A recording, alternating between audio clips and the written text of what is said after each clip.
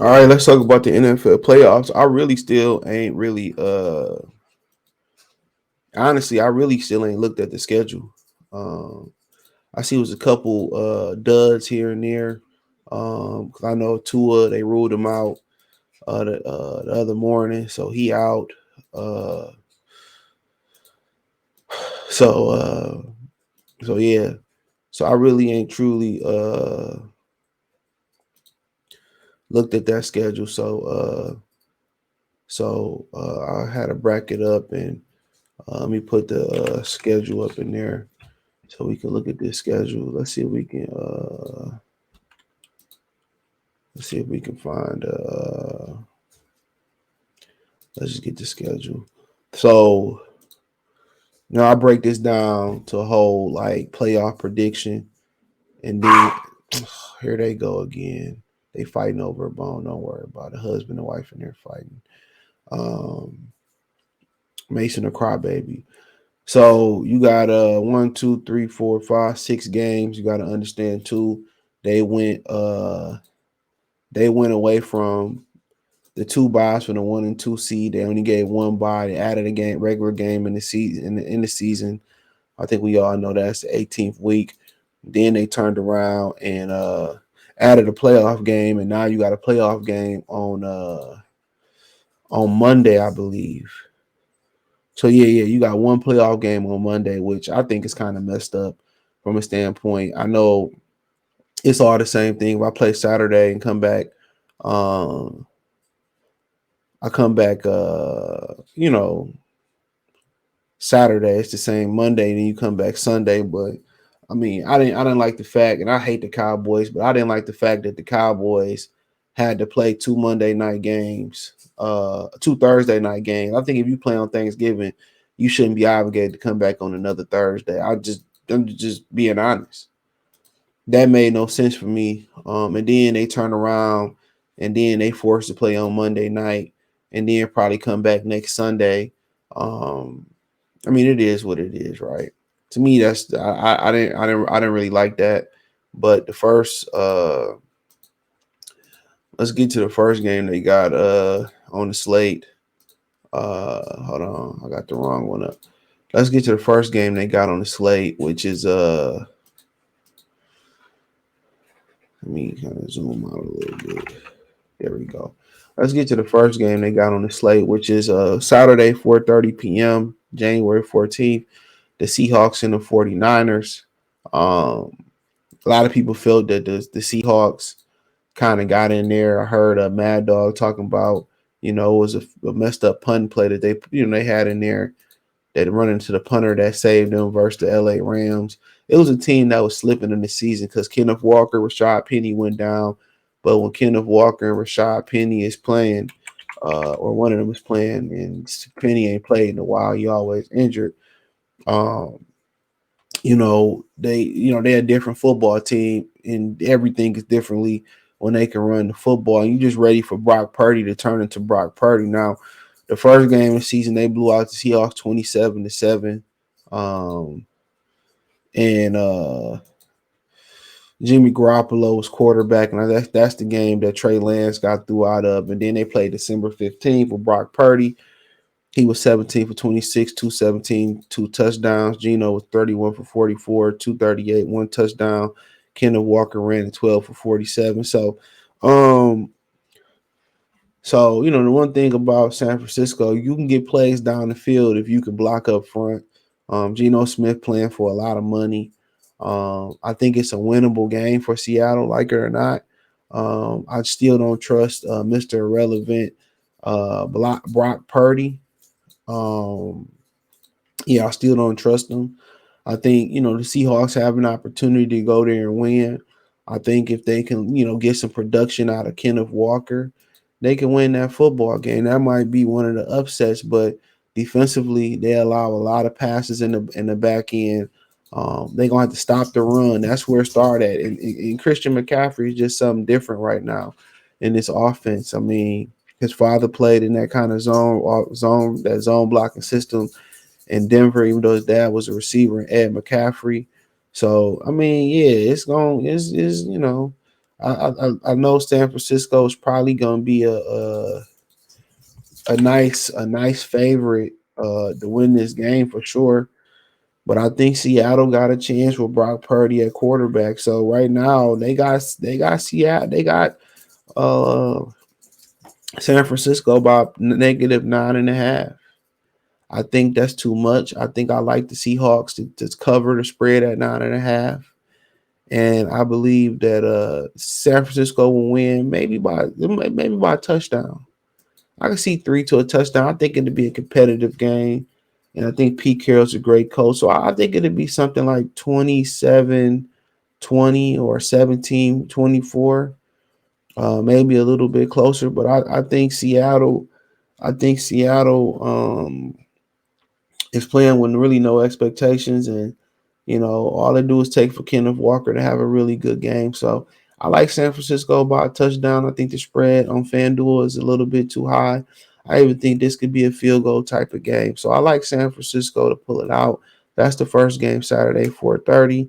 Uh, and then we go into Saturday night, which is Saturday night, which is the Chargers and the Jaguars, which is another good game. Um, 8-16 start off on 2.5 for the Chargers because I believe they on the road. And usually the home team get 3.5. So when the road team is a 2.5 favorite, that lets you know something. They almost at home. The customary home. Spread is 3. So that lets you know something. The over and under is 47.5 for Seattle, and 49ers is 42.5. Excuse me. And the money line was plus 385 for Seattle and -500 for San Francisco. This money line is -134 and plus 114 for Jacksonville. So that means if Jacksonville score, if you bet 100 on Jacksonville, you win 114. If you bet 130 on Chargers, you win 100. So it's an interesting game because the Chargers is fluky. I don't trust their coach Brandon Staley. He's a complete idiot. Jacksonville is clicking. Los Angeles has been banged up on the defensive side of the field the whole season. So I can see Jacksonville winning this game. And obviously it's the 4-5 matchup. I don't know what type of home field advantage Jacksonville truly got. I think I had some good fans down there in Duval. When they came up here with some guys, it was some Jacksonville fans at the MGM Grand Casino. So yeah, I'm from Detroit for y'all who don't know. So this one is a difficult one. You love what Herbert doing. Um, you love what Herbert doing. You love what Trevor Lawrence doing. In my opinion, it's almost a pick'em game. It's one of them games where um, Jacksonville is playing pretty good. The Chargers just got a good quarterback, but just a dumb head coach. Um, and that's just what it is. I think it's going to be a competitive game. I think it's a winnable game for Jacksonville. Uh, you know, I really do. They've been some close games this season. Jacksonville been hot as fish grease. Um, yeah, they've been hot as fish grease right now. So to me, it's a tough one. It's a real tough one. It's one of the ones you tread, lightly on when you talking about what they doing. But I'm gonna probably have to go with the spread. I think it'll be like 2.5. I think it'll be like 3 points. I think Jacksonville win. Chargers win by like 3. So I think Jacksonville will cover that. They win by 3. Maybe even more. I'm not sure on this one to be honest, but I'm gonna go with the Chargers on the road. I like Herbert. I like Eckler. I like the receivers. I think they just got a little bit too much, and I think the pass rusher Khalil Mack. It is Joey Bosa playing. I believe he was activated um off IR. Um, Mike Williams injured, but I think he playing. So I think he had a back injury and big receivers. So Joey Bosa playing in them, yeah, I think they might win by more than 3 of Bosa and them playing. But I think Jacksonville the team on the rise for sure. Then so we got the Chargers. The over and under will probably be over. I like Jacksonville to cover. I like Chargers to win. All right, then you got Buffalo and Miami Sunday afternoon. Waste of time. No Teddy Bridgewater. No Tua Tagovailoa. The Dolphins is a plus 520. I'll let you know everything. They're plus 13.5 point underdogs. It's 40 30 or 43.5 is the under. I don't care what the weather like in Buffalo. There's no point for me to harp on this game. Buffalo. I don't never like spreads that big, but I like Buffalo to cover. This basically a week. It's basically a bye week. I like Buffalo to win that game, cover. I like the money line. Everything Buffalo. That's negative 720. So put that into context. Miami has no chance. And then you go into that's the 1 o'clock game on Sunday. So you can skip that. You can sim that shit. Go to church or go out to eat. Show your lady some show your lady some affection, play with the kids or whatever, and make it look like you know, you giving up football to spend time with them. You know what I'm saying? That's what it make it seem. But then we got the Giants. In the Vikings rematch. The Vikings barely beat the Giants. I don't trust nobody in this game. Not named like Justin Jefferson and Saquon Barkley. I don't trust nobody. I don't trust Kirk Cousins. I don't trust Daniel Jones. I trust Brian Dayball, but it's just too many injuries on the Giants side of the football. The spread is 3 favoring Minnesota. Over and under is 48.5, which is interesting.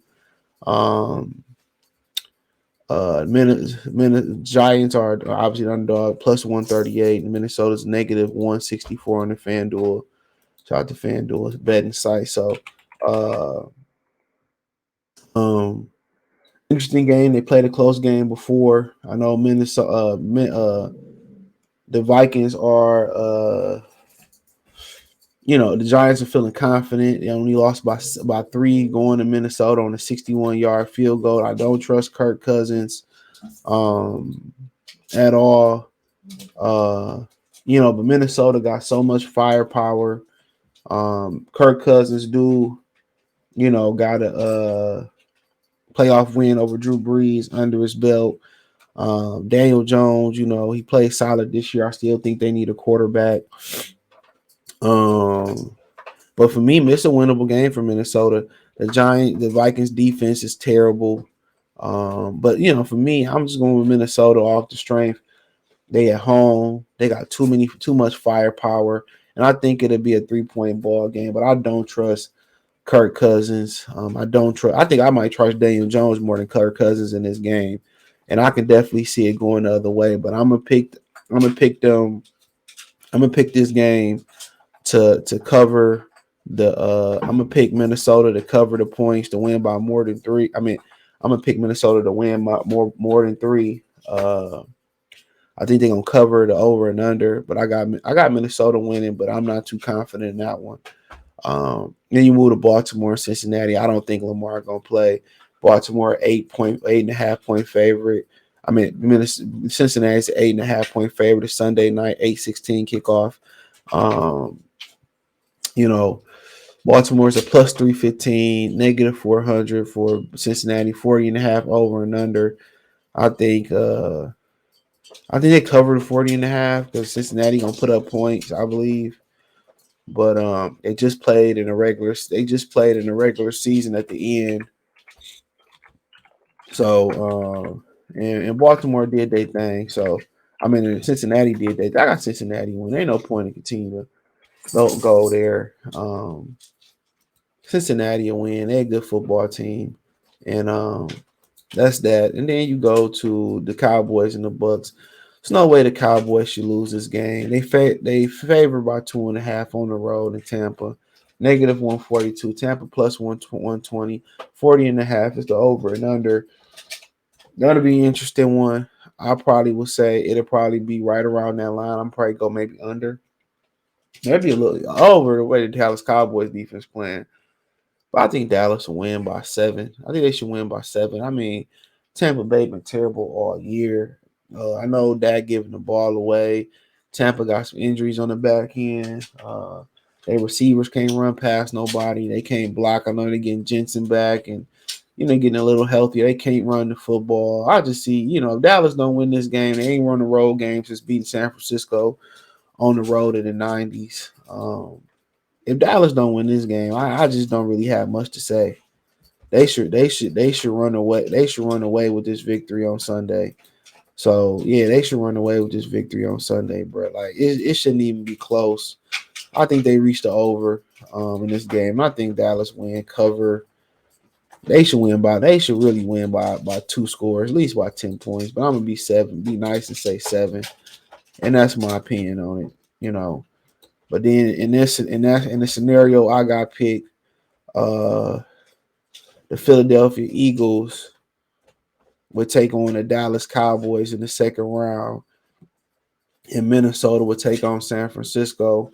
I would have San Francisco beat Minnesota to go to the NFC Championship game because they'd be going out west, and Kirk Cousins is just trash. And then you would have Philadelphia taking on Dallas with Jalen Hurts being healthy this time around. I don't know how healthy. I don't know. But I think that's a pick'em game. I think Dallas can beat Philadelphia in the playoff game. But I'm going to go with Philadelphia at home, the way Dak turning the ball over. I'm going to take Philadelphia at home to advance versus San Francisco. And I think Philadelphia defense, they figure out Brock Purdy, and they advance to the Super Bowl. And then in the AFC, I think the Chargers would go see, in my scenario, they would go see Kansas City, which I think is a divisional game that can go either way. Going to Kansas City in the cold, I really think Los Angeles can beat Kansas City, to be honest, depending on their bill of health. And then you would have Bengals going to Buffalo. I like the Bengals to beat Buffalo. I think I really want to take the Chargers to beat Kansas City. But I'm gonna go with Kansas. I'm gonna go with the Chargers upsetting Kansas City in the second round. I don't know why. I like that, but I'm gonna just pick my first mind. I'm gonna take I'm gonna take I'm gonna I'm gonna take hmm,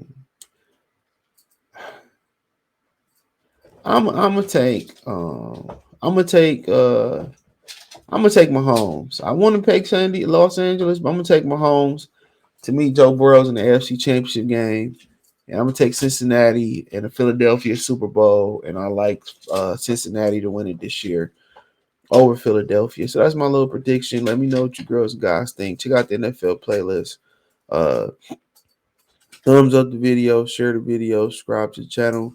That subscribe button is the bell icon button.